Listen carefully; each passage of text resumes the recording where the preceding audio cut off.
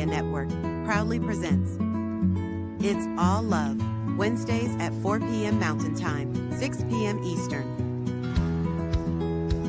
With Laura Mock, Maria Hartman, Wendy Ann, and Lara Brzezinski. It's All Love, a space where we open into the heart, tap into the soul's deep wisdom, and enter into the energy of love, truth, presence, and joy. It's All Love, Wednesdays at 4 p.m. Mountain Time, 6 p.m. Eastern.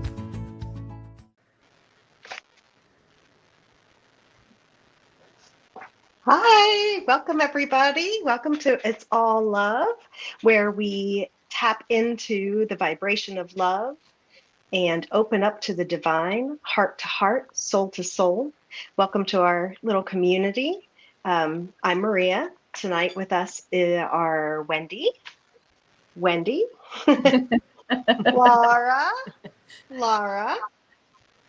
and what we do every week when we start is we do a short meditation to help us get into our heart centers.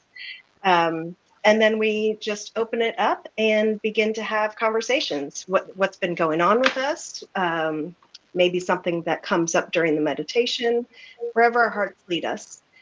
Tonight, our meditation will be led by our beautiful Wendy.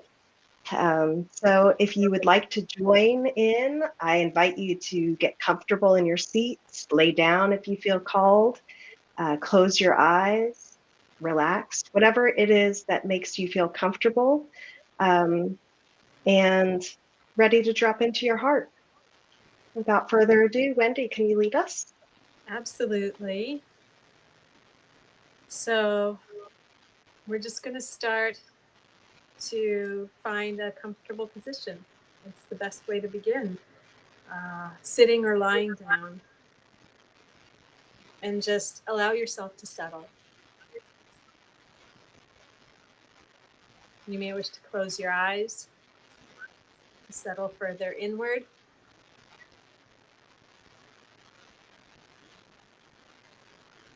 For tonight's meditation, we are going to start on the outside and just slowly be guided inward. Gently. No rushing. Allow yourself to settle. We're going to start by letting the body begin to arrive. There is nothing to do right now. Nowhere to go. This moment is enough.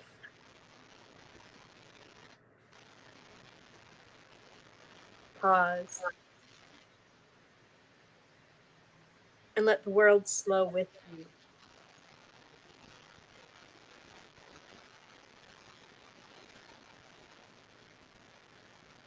I invite you to begin at the surface. And bring attention to your skin.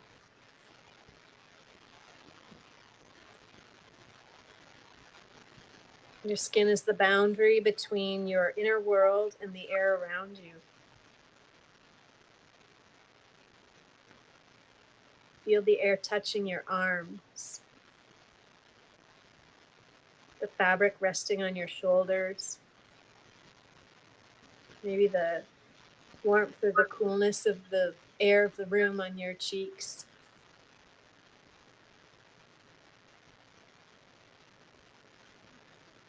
Just maybe notice that quiet aliveness of your skin.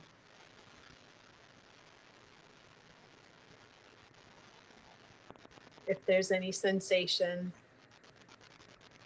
or tingling or pulsing of warmth.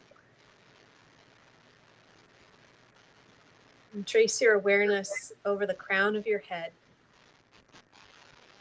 down your neck, over your chest and shoulders, arms and hands and fingertips, down your back, your belly, your hips, thighs, knees, all the way down to the tips of your toes. Like you are wrapped in awareness and home in your skin.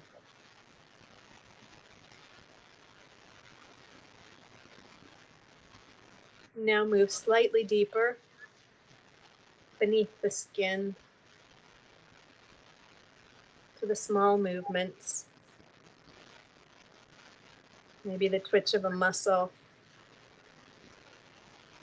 maybe the settling or relaxing of a muscle.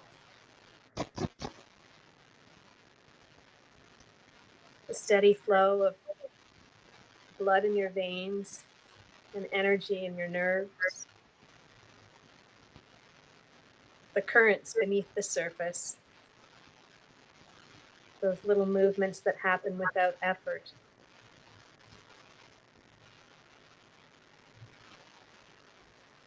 Feel your jaw soften, your belly release. Your body is doing the work and you don't need to right now.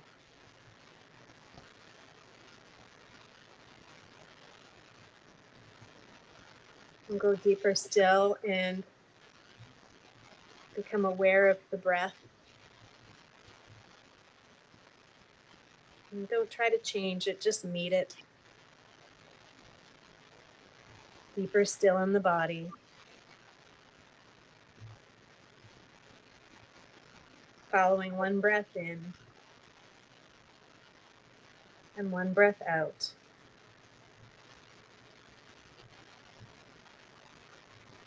You may begin to feel the breath isn't just in the lungs, maybe in the ribs, the spine,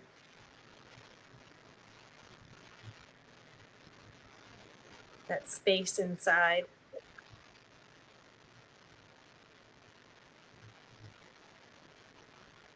One more layer inward. Behind the breath is the heart.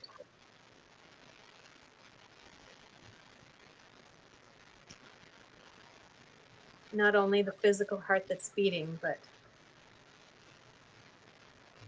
the space where the energy flows in and out from the center of your chest.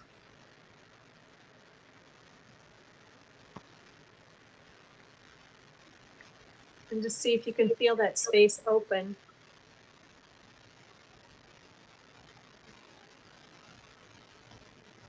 Open at the back.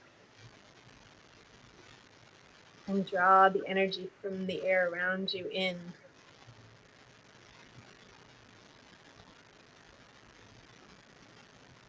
And as you draw that in, you can feel it release and expand out the front.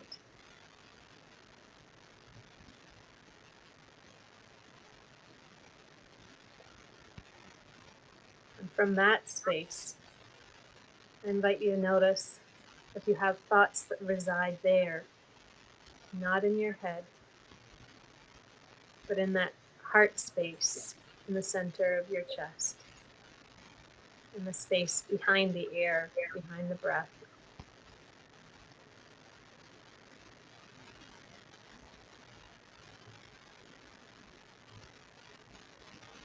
It's that deeper knowing that lives within your heart.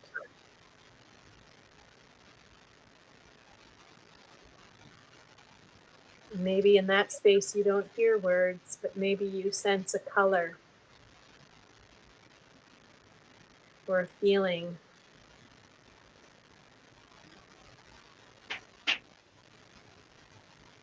Just trust that your heart is thinking in its own language. And just stay here for a moment and tune into what your heart is thinking. Breathing with your heart and listening with your body.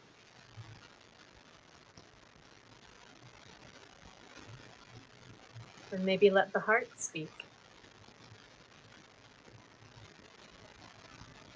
And let the rest of you receive.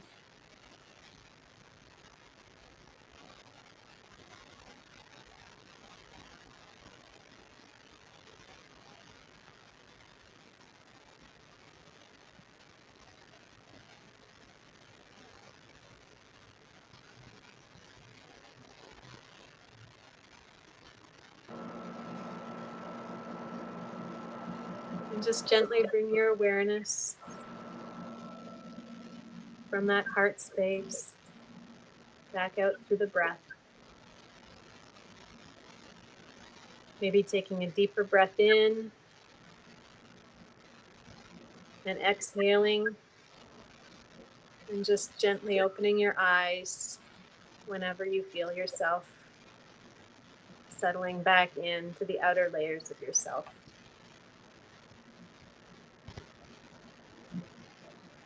Coming back to the room, to the skin, to the space, and to our conversation.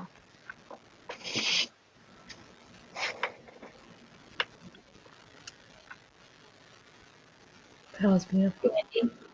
Thank you, Wendy. Mm. Lovely. I love the idea of heart thinking. Mm-hmm. At first, it sounds counterintuitive. Yeah. Yeah, I was thinking the same thing. But that, I want to be with that for like, so heart thinking. Mm. And that your heart, yeah, the awareness. So what is everyone's Different heart language. thinking and feeling? And this is also for our greater community. Like what, I don't know, Wendy, see if this is aligned with what you were saying, but like those of you listening, us four here, like what is your heart saying? What is your heart thinking? It is a very different sensation than the mind. So I'd be curious what anyone else is experiencing, us four or anyone else out there. What is your heart thinking and feeling? Well, I could feel the difference, right? When the mind and just what came to me was there's a lot going on in my life between kids and pets, and my brain is always, doing the thing. To drop into my heart, there's no question of what to do, where to be, right? It's all love. We can't help it. But it's true, because it's so true. Yeah. But when you drop into that place, we'll talk about this in a little bit. But I was at this big decision, and when I got out of my head of analyzing the should, could, and just into my heart, what does my heart say? The option, the way forward was clear. And so then it wasn't the like, what should I do? It was, okay, how can I bring this forward? How can this come to fruition? It was a different energy. So instead of the, this, it doesn't feel good, it all of a sudden, oh, now it feels good. And it just opens up. And so ideas come. Love And it. it's vulnerability. There's a vulnerability to that. That's powerful. Powerful. Well, and you're shifting your vibration from worry or fear or whatever it might be. You're shifting it. And when you shift it, you attract to you things that align with this shifted level, with this different level of vibration. Because it feels like the heart. It feels like the heart can't tell you those stories that your brain can. The heart's not worried about, keeping you safe and don't touch the hot stove and doing all these things. The heart energy is very different. And if we can try, so when I was coming up with the meditation, it's like, okay, just break it down step by step and start at the outside, but not up here. Try to spend as little time bringing attention to up here as you can, and just kind of go from the outside and not even spend a lot of time with the breath, and just kind of notice it, but then go in a little bit further and see if you can tune in to who knows. For me, it was a lot of color, and a lot of tactile sensations, and some nature imagery that brought me back to when I was a kid, and I was thinking back to how much I love meadows, and not just any meadow, but the ones at this time of year. Well, in Canada, anyways, not here yet, but the end of summer and how everything's just kind of turning. And so I spend a lot of time in that and remembering the scents and kind of even what my thoughts, the presence that I had as a child, and looking in this meadow. So it kind of brought me back into that, into the feeling of it, and not into like, oh, what did I do? How old was I? It was just being in that moment. So I spent a little bit of time there, and it was really relaxing, nostalgic almost. But and that's the other thing that you brought up. When you drop into your heart, it brings you into the present. Right? Our brain is thinking about what happened back there and what am I doing later, and it's busy. But when you can drop into your heart, then you're fully present into this now moment. And that really is the only place that life happens, is in this now moment. Right. It's So true. how powerful. Yeah, to just be present to right here, right now. Well, and when you said that, pay attention to what your heart is thinking, the only thing that came to me was just, and it's going to sound so cliche, but love and peace and presence. And that was it. And then there was just silence, like, which is interesting. Isn't that nice? It's a big change. Yeah, I know it is a big change, especially because at this time of year, we just have a lot going on. I've got lists, I've got moving kids away to college, there's a lot going on. Yeah, and so for just a minute, I just felt that calm, that peace, which is so incredibly needed. So, yeah, so thank you. And it's so interesting to think about. Like, I don't know about you all, but when there's something that has come up that's gotten my attention, or there may be a strong emotion, like maybe anxiety, anxious feeling, or like maybe even frustration or whatever, or even maybe sadness, like people tend to touch their hearts, right? And also, like, I don't know about you, but sometimes I can feel my heart. I mean, I hear my heart. And now I'm thinking about that a little differently. Like, I know there's a physiological response to like anxiety or like shock or different things like that, but how the heart, and it's like, oh, the heart's racing, or the heart is aching, or we go to that heart space. But part of me is like, is that I always like to use the word fail safes, but is that like our soul knowing, like, we're going to grab you right here. We're going to grab you right here because this is where we're going to help you go to get through this, to process this, to feel. And so now it's like, it'll be really interesting. Like, if we can even turn that around, and let's say you're just walking around life or whatever, and you're thinking about your to-do list, we can take it as simple as, we have a bazillion supplies to buy, and sometimes there's the financial pieces of that. There's just, how are we going to get it done in time? And then there's obviously, I would still call that, first world problems, of like, we have the privilege of worrying about those things. And then there's bigger and greater and life altering things that can happen.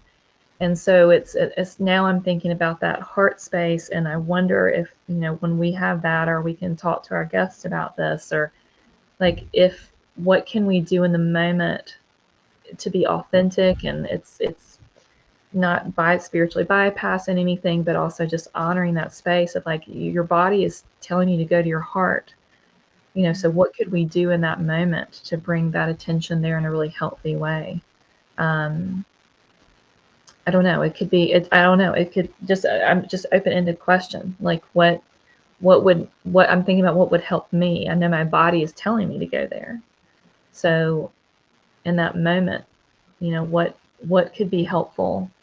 What could be helpful versus reacting immediately, This is where the power of the pause has a greater, wider, deeper meaning than when that phrase originally came about.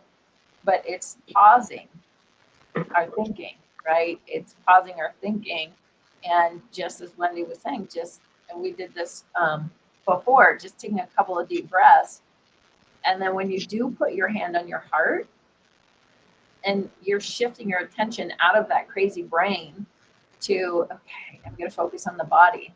And there's scientific research about that movement can shift and calm the brain, allowing you to then access from a calmer place options, tap into your sage brain.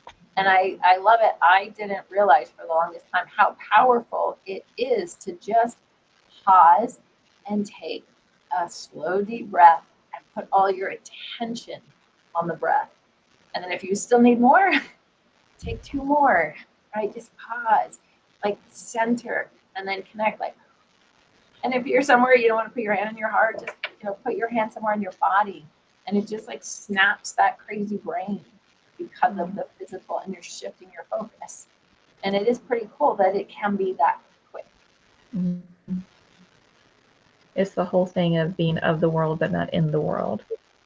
I think I don't know if it's on this podcast or with other people, but that's how, because then that anxious energy gets so wrapped up in the world, and taking the pause, putting your hand to your heart, allowing brings you out of the chaos in here. So, and I think we need that more than ever. Yeah. Micro and macro. So very interesting. So what else is going with you ladies? This and more. So I wanted to bring up, last week we had a viewer reach out and say they were looking for support, and I was able to connect with that person. And what I realized was that it was about the community, and what I brought up to, I'm just gonna say her because it's easier not do pronouns.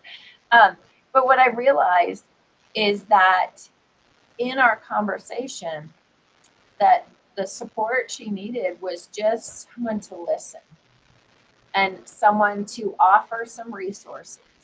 But I didn't fix anything. Mm-hmm. And it wasn't about, oh, I have a solution for you and we're gonna fix this. We're like, okay, here's all the support that you need, like bam. But in the conversation I was sharing, because you said you had a community and she did have friends. And so I invited her, rather than waiting until you always need someone, like, hey, I'm really struggling, can you call me? To just reach out and say, I'm thinking about you, or I really appreciate you, or I hope you're having a great day. Whether it's text, voicemail, but not from a place of always wanting to receive, but being in the giving. Because when we're in the giving, we're receiving, because we feel like, wow, I'm so grateful I have a friend to connect with, and I love her and I like her, or whatever. And just leaving that message, it gives you your own pick-me-up. And so we talked about how then that receiver feels awesome because they received your message, and they may or may not reach back out. But the law of giving and receiving is, when we give, we receive.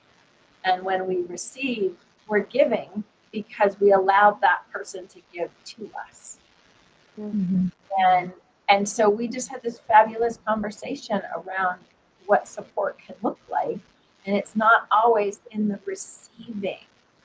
Yeah. Sometimes supporting ourselves is in the giving, is reaching out to someone else to just say, hey, I hope you're having a great day. Yeah. I have made a conscious effort. Now, I'm not saying that I always do it, but I've made a conscious effort to do that more often. Like when somebody, because I think of people all the time, like people pop into my thoughts, something pops into my thoughts that makes me think of somebody. And then I'm like, oh yeah, that was great. Or, oh, I wonder how they're doing. And I don't reach out. Right. So I've made a conscious effort to, when things like that pop up, to just text them and say, hey, just thinking about you. Or, I mean, it doesn't have to be this long thing. It could just be a hi. You crossed my mind. I was just thinking about you. And honestly, more often than not, it starts a conversation, because like it feels good to be thought of, Yes. for them too, that, and it usually happens to be when they need to hear it. So it's been pretty cool. It's been pretty amazing, actually. And like I said, I'm not consistent with it. I don't always do it because we are busy, but this is a great reminder that I should continue to do that, because it is important. It's good for me, and it fills somebody else's heart, even if just a little bit, Yeah, I love that idea. I love that you gave that advice as well, or mentioned it. Yeah. Yeah. Oh, it was fun. And again, it's filling both hearts, right? Raising each person's vibration. Right. Yeah. Well, why don't we take a little break and do a little commercial, and then we'll come back and let's get a little bit deeper into this giving and receiving, because I think that's a bigger conversation sometimes of, a lot of people are really great at giving and sometimes not great at receiving. And, so especially those that are helpers of some kind in the service world, some kind. So let's see where we go with that. But let's do a little commercial and be right back in just a few minutes. Please help us say thank you to our organizational sponsors, including the Hefferland Foundation, Affiliated New Thought Network, International New Thought Alliance, Science of Mind Archives and Library Foundation, Center for Spiritual Living Denver, Center for Spiritual Living Midtown, New Thought Philadelphia, Planned Happiness Institute, Summit Center for Spiritual Living, One Heart Retreats, Center for Spiritual Living on the Lake, Unity Kitchener, Unity Spiritual Center Ottawa, Om Center for Spiritual Living, Satya Center, Begin Within Ministries, Center for Spiritual Living North Jersey, Unity of Savannah, and the Center for Spiritual Living Seattle, as well as all of our individual donors. Thank you for being part of the New Thought Media Network. Please like, share, and subscribe. New Thought Media Network, positively inspiring. All right, we are back. So to follow up with that, a lot of people that are listening are, joining a community, maybe some for the first time, some already in it. A lot of people, again, there may be a lot of people like us. We're all here to help and to serve others, and sometimes a very spiritual and deeper healing modalities. And I think sometimes, there's several of us here that have been teachers, and I think it can be very hard to get comfortable with receiving if you are so attuned to giving, and if you were also raised in a household that or different belief systems. I think there's a lot of different belief systems that believe deeply, sometimes even painful sacrifice is to prove your worth. And so that kind of gives that message of, keep giving until you fall over. And I think that is where a lot of illness comes from and a lot of pain. And so I just want to open that conversation up to you all and others and see where is, I would be curious, your personal journeys with that, or other people's journeys of getting used to understanding is sacred to receive just as much as it is to give. And so I'm curious what you all are thinking. I will share to start it off. When I was in my, let's see, how much do I want to age myself right now? after I had a child, I had my 23-year-old at the time was 4 years old. My father was going through a pretty significant illness, pretty new diagnosis. And long story short, had a surgery that was supposed to help a lot. And it ended up, unfortunately, doing quite the opposite and create a lot of things. And so my son was in preschool at the time. My husband had a full-time job. This was when I was trying to figure out my life too, stay-at-home mom. I quit teaching, but then what am I gonna? I'm very grateful I wasn't working full-time at that point. But I remember here I had this sweet little boy in preschool. I've got an hour away family that is going through a lot, and it was the first time I was literally forced, because I loved my kid probably at that time more than myself. And so I really wanted my kid to be okay. So I reached out. I remember how unbelievably uncomfortable it was for me to ask for help. Like almost like painful, like talking about chest, like, oh, but it was the situation that forced me to ask for help. And I remember kind of what Laura was saying earlier. I think people were honored that I asked for help, and they saw a side of me that they maybe had not seen before. And I did try to make sure I was balancing it. I remember feeling that way, but it was a catalyst point for me, a pivotal point to where I am worthy of asking for help when I need it. And it's not a sign of weakness, it's a sign of strength. So it's still to this day a huge moment in my life. And I think more times than not, I'm pretty okay with it. So I'd be curious what you all think and feel about that, or just your own experiences in that. I'm just going to chime in quickly. I was raised in a Christian environment. It's better to give than to receive. Correct. Yes. Mm-hmm. So that was also the programming, and yeah, and that we're not supposed to receive. Don't. But then but people are given what you get. Like then Somebody's getting what you something. given. You know, and I know what they meant, Laura. Like I know they were talking about gratitude and giving. Just what we're talking about, thinking of you. If you're having a hard day, text somebody too. How are you doing? It's getting out of our own head and getting here. And I get it, but I think it just got misunderstood, and then it is societal programming in some ways, and then sometimes it can feel like the other extreme. And so where we are in that. But yeah, I think that's really important to talk about. Well, and I mean, we're all women and we're all mothers, and I definitely see that with mothers, myself included, especially when your kids are young. It's like you put everything about yourself aside, and everything becomes about your children. And there's just a little sliver of you remaining a lot of the time. Not everybody does that, I guess, but a lot of people do to some extent or another. And you're kind of, I mean, I was taught, my mother was a stay-at-home mom, and I mean, she gave everything to us. And yeah, I think a lot of people are just, that's what's modeled, that's what's expected, that's what society expects of you. And it is exhausting.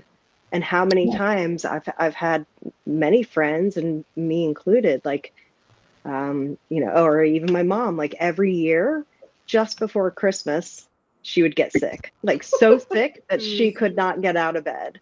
But it was because she was doing everything. She was doing all the gift shopping, she was doing all the preparing for the food, she was doing everything, and she just hit a wall.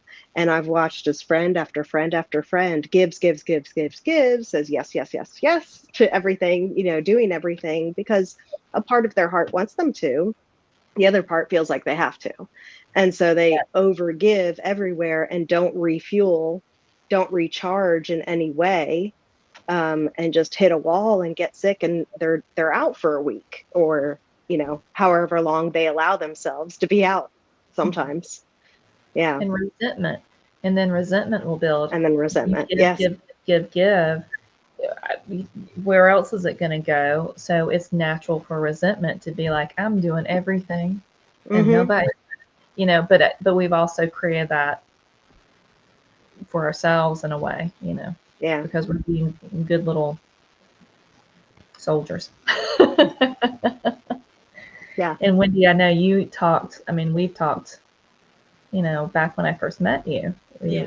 we were having these conversations about, can you receive love? Can you receive support?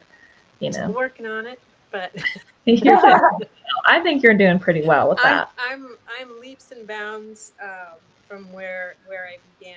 I had spent so much time orienting myself to others that when I did have to try and orient to myself and my own needs, they were so foreign to me that I pretty much couldn't even recognize them, and I was having panic attacks all the time.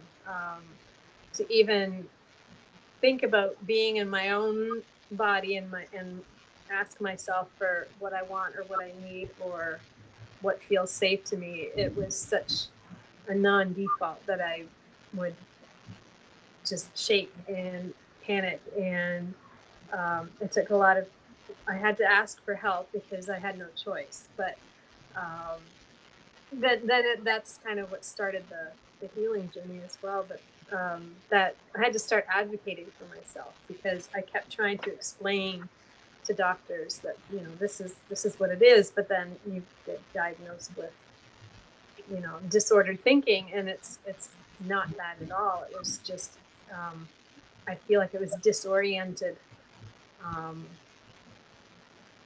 just disorienting myself externally.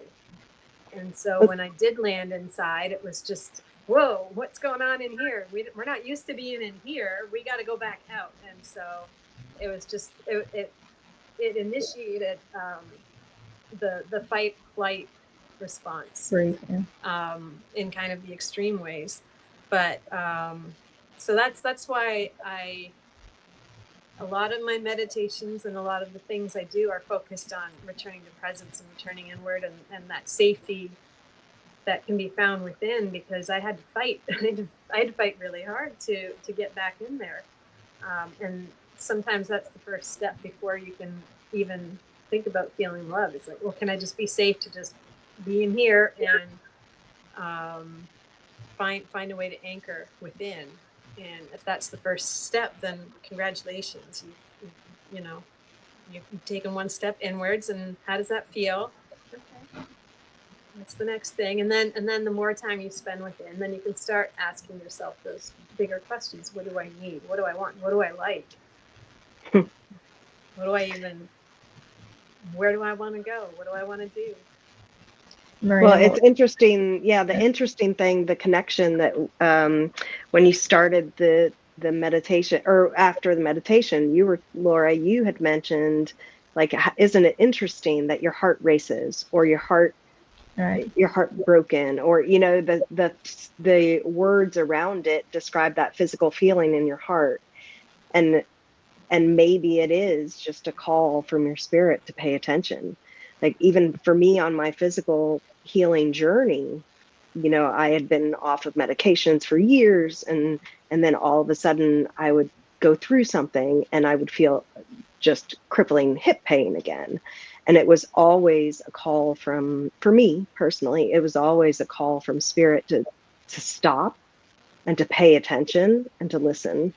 And so, like, our bodies give us all these messages consistently, give us all these messages to return to that center and to listen.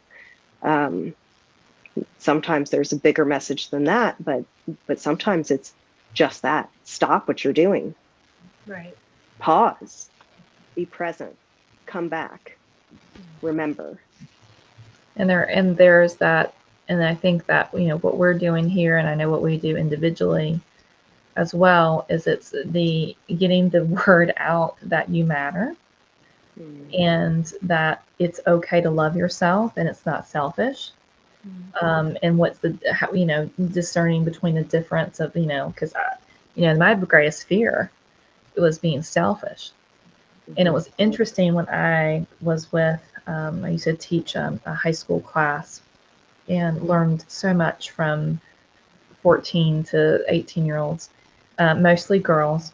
And when I did my lesson, I think I've said this before, when I did my lesson about self-worth and loving yourselves and taking time to do self-care that means something to you, they all looked at me like I had three heads. And so I pushed in. I was like, okay, obviously you're not connecting with this. What is it? And they also, I don't want to be arrogant. I don't want to be selfish. I don't want to be that person. And I was like, yeah, okay. So loving yourself has gotten this bad rap. And the perception of loving ourselves is like walking around, feeling like we're better than everyone else and showing off, where it's so not that at all. It's quite that. It's a humility piece, but it's so different than that. And I think that goes through all of our society. And I think women in particular. Laura, yeah.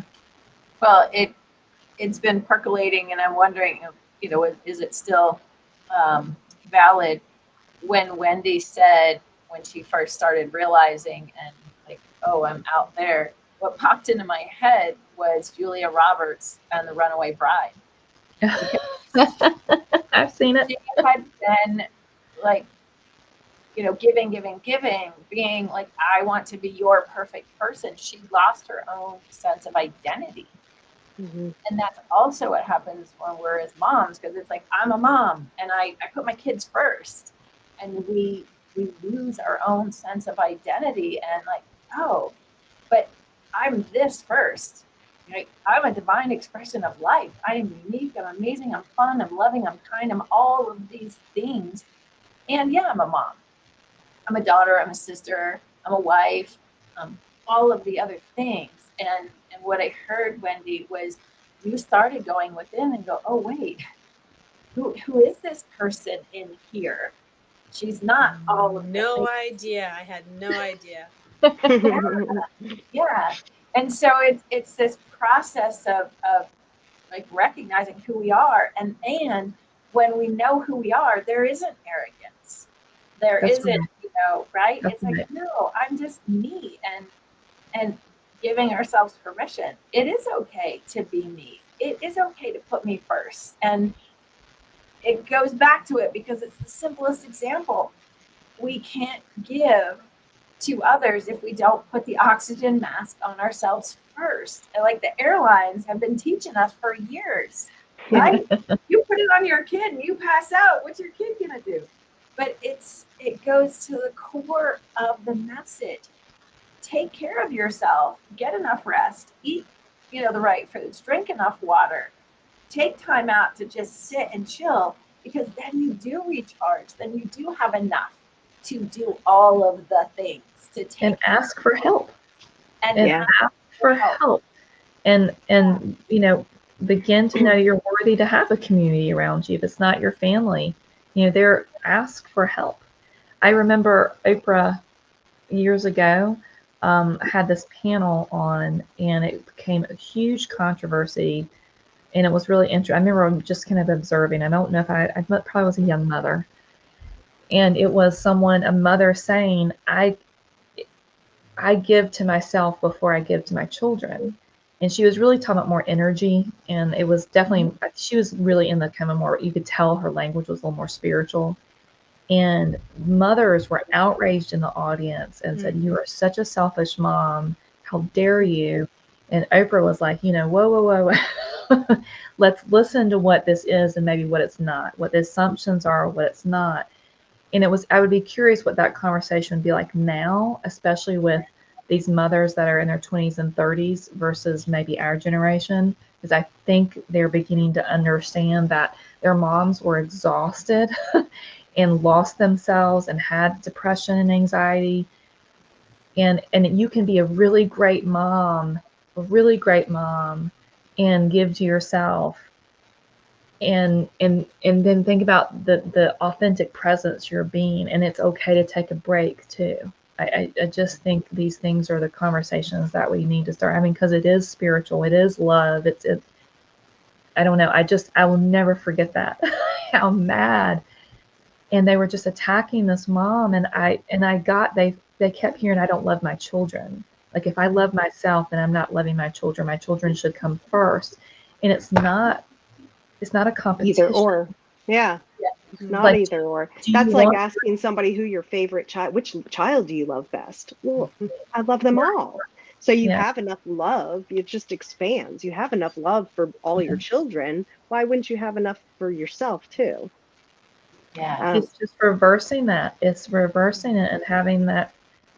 And it like what Wendy was saying, it's so foreign it's for so many. ingrained. It It's was so ingrained in foreign so for many me people. that for me to be able to factor myself in to how I felt about something, I actually had to qualify it towards my children. So if I'm trying to think of the exact example, but I had to ask myself, is this what the advice? Is this what I would tell my daughter?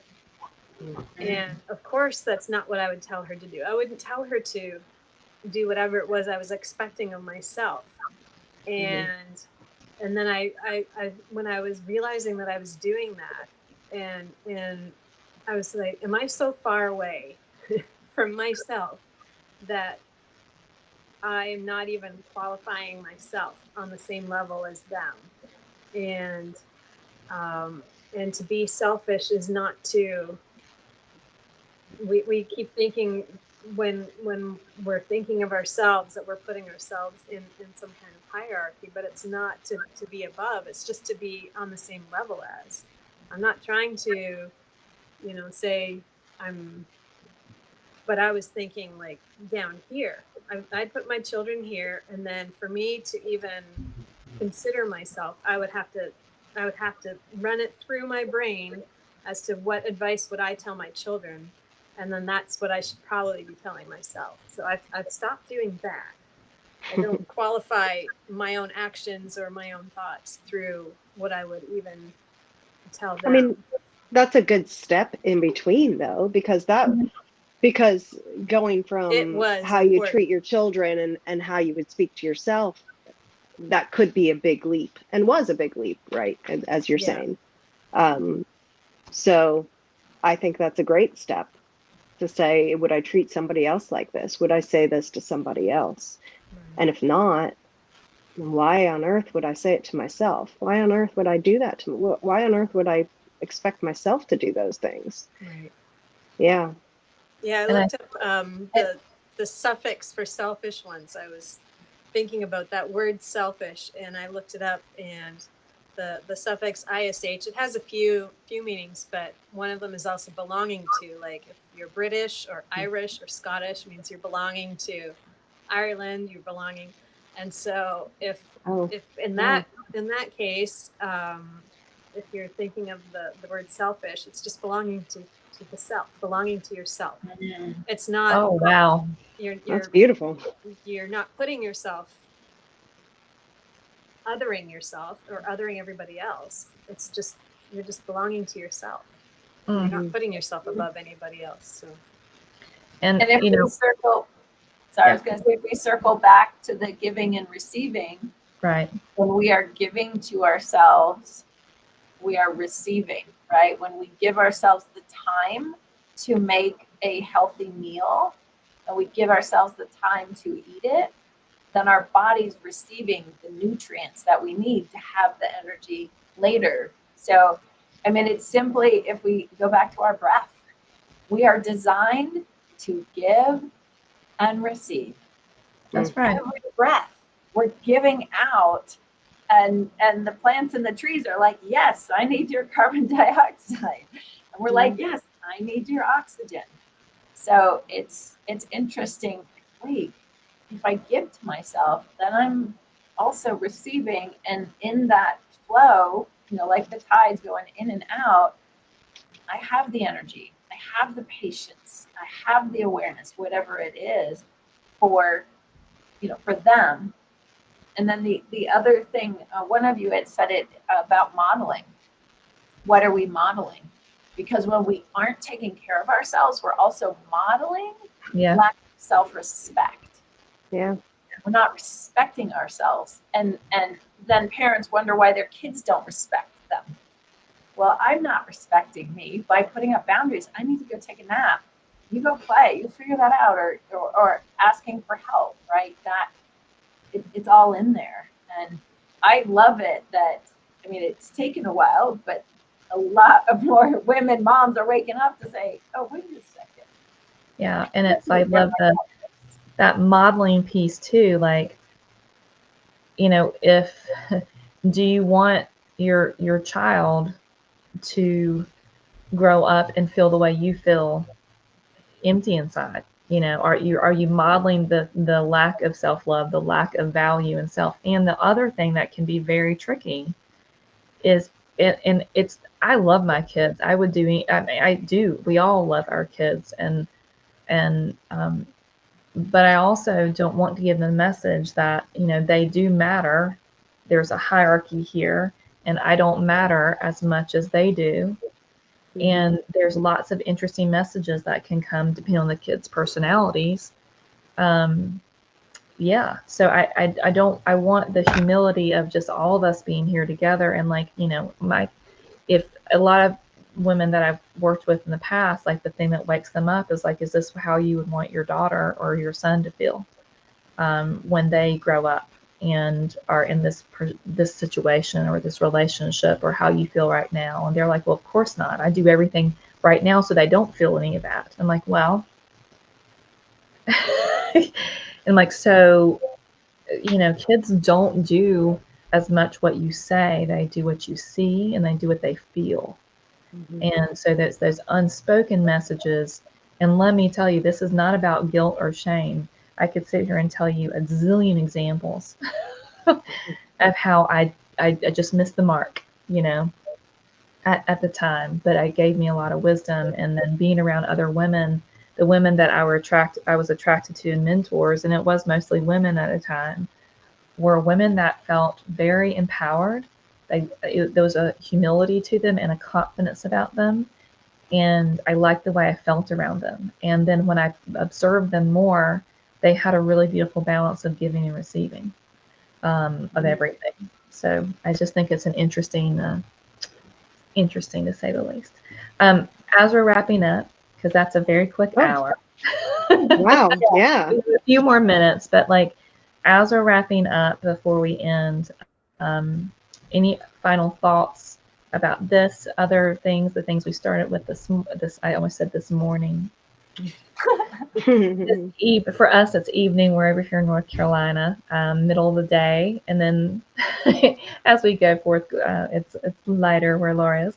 But any other final thoughts and feelings about this, or ahas, or anything you would like to offer our community? I do think one little thing I do, and we could talk about this next time maybe. But you mentioned just briefly just now boundaries, but boundaries could be an hour all to itself, because I think that they're so incredibly important, and many people don't know how to put up healthy boundaries for themselves, for their own good. Yeah. Right. So stay tuned. I think that's Or probably what we're going to have to talk about next week. Let's talk about, because in the spiritual world, it can feel judgmental, you know, and so that's also going between what's judge, how we, my big thing was like, I don't want to be judgmental, but can I be discerning? And sometimes that's boundaries, and so let's definitely do that. Let's do that next time. Put boundaries. To circle back to where we started, Wendy's meditation brought us down into our heart. Yeah. And when we can take whatever is going on, whether it's exhaustion of motherhood, whether it's my little dog and what to do with my dog, whether it's something going on with your partner, your job, bring it into our heart and come from love and say, okay, what would serve me? What would feel really good? What would support me in this? And that's where that discernment comes, because in our heads, it is the judgment. And in our hearts, this would feel really good. This would support both of us. This is right. And so in that giving and receiving, it's drop in your heart. And what is your heart thinking? What is your heart? That heart thinking. Yeah. Heart doesn't have stories. The brain, Yeah. the brain holds all the stories. The heart just wants to love. So if somebody's frustrating, And to be loved. and be loved, and it's Love and be loved. yeah. That's why we're all so here. That's the only story it has. So if you get caught up in the ones up here, or somebody's frustrating you, then listen in. And I want to bring up all of us, and this is where we are, and who we are, and the wonderful Laura without the U, over there. This is where you can find her, and Laura, yeah, or wherever you are. That way. That way. And she has this beautiful coaching gift to help people help you do this. And I want to bring up something for her, because I think it was kind of it just kind of happened this way. But speaking of helping and assisting, it is a lot to ask for help. And Laura has this GoFundMe page right now. She has her precious dog that needs a life-saving surgery. And if you want to go support, is your dog name Star? Star. Yeah. So that is near and dear to our hearts.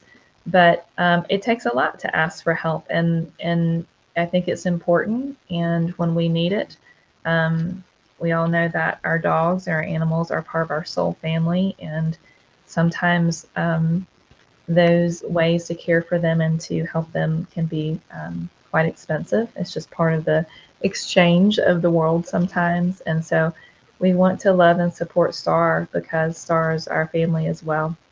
And you would do it for yours, and we would do it for hers.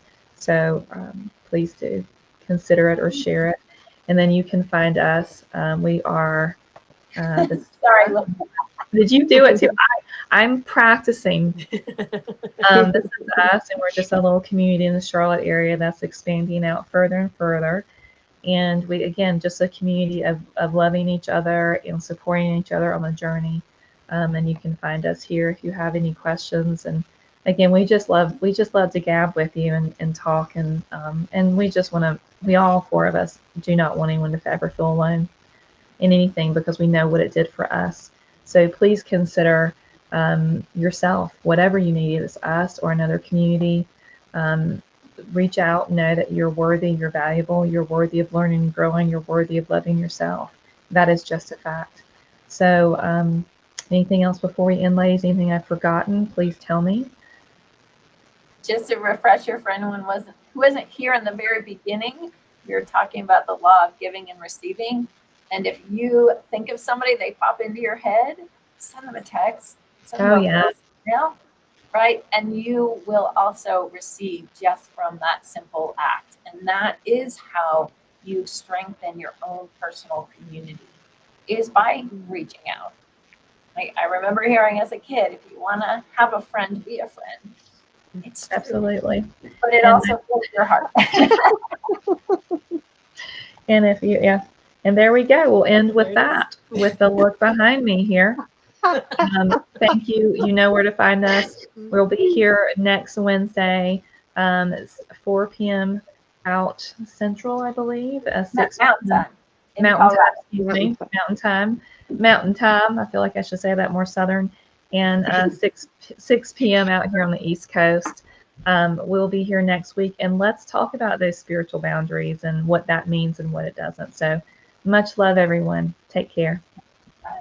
Please help us say thank you to our organizational sponsors, including the Hefferland Foundation, Affiliated New Thought Network, International New Thought Alliance, Science of Mind Archives and Library Foundation, Center for Spiritual Living Denver, Center for Spiritual Living Midtown, New Thought Philadelphia, Planned Happiness Institute, Summit Center for Spiritual Living, One Heart Retreats, Center for Spiritual Living on the Lake, Unity Kitchener, Unity Spiritual Center Ottawa, Om Center for Spiritual Living, Satya Center, Begin Within Ministries, Center for Spiritual Living North Jersey, Unity of Savannah, and the Center for Spiritual Living Seattle, as well as all of our individual donors. Thank you for being part of the New Thought Media Network.